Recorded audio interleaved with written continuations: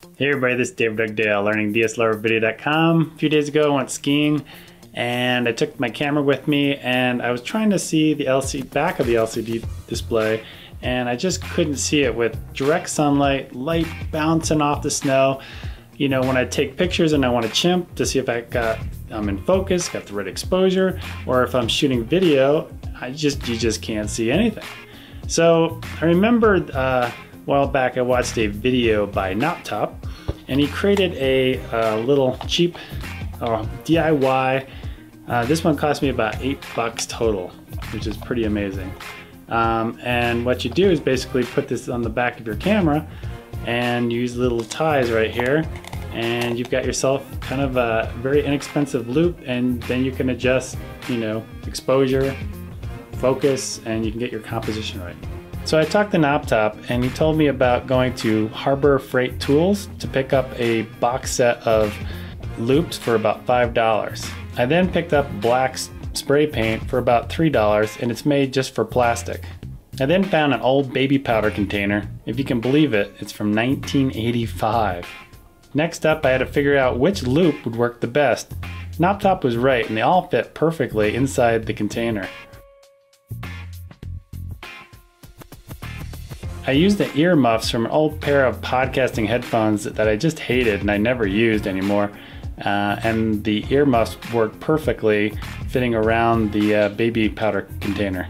Back to figuring out which loop would work the best, I tried the 3X and it worked perfectly right off the bat, but I wanted the viewfinder shorter. I marked the side of the baby powder container to find out which lens would have the length that I needed for the viewfinder. I did this for all of them, 3 through 10X. The 10X made the viewfinder the shortest, but then I was kind of concerned if it was too short that I wouldn't be able to see in the entire screen when I put my eye up to it. So I marked the outer edges of this piece of paper, as you can see, and I found that the 5X was the one that filled the frame the best and was the shortest.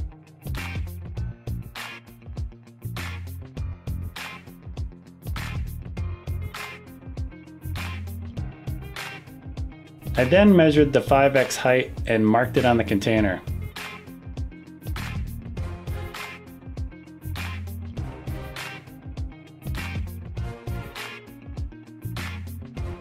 I tried cutting it with scissors like Top did, but it didn't work very well for me, so I used a utility blade. And I used the blue tape as a guide, just as Top suggested. I cleaned out the rough edges so the loop would fit a little bit better. I painted it black. Using a hot glue gun, then I glued the loop in place and then flipped it over and added more glue.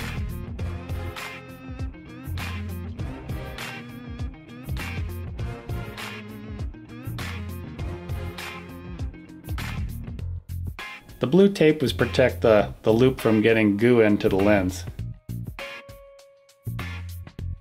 I put my earmuff on and tie wrapped it in place.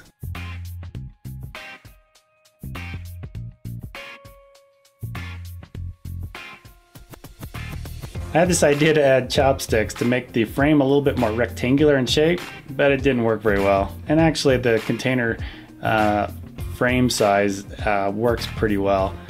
And I had a little tape so it wouldn't scratch the screen. I added some hair ties to loop over the top of the camera and around the bottom, and I was all done. All right, that's pretty much it. And by the way, I've got a few free bonus videos that I'm not putting here on YouTube, but I'm putting on my website. So definitely go to my website, sign up for the bonus videos, and you will get them pretty much instantly. All right, talk to you guys later. Bye.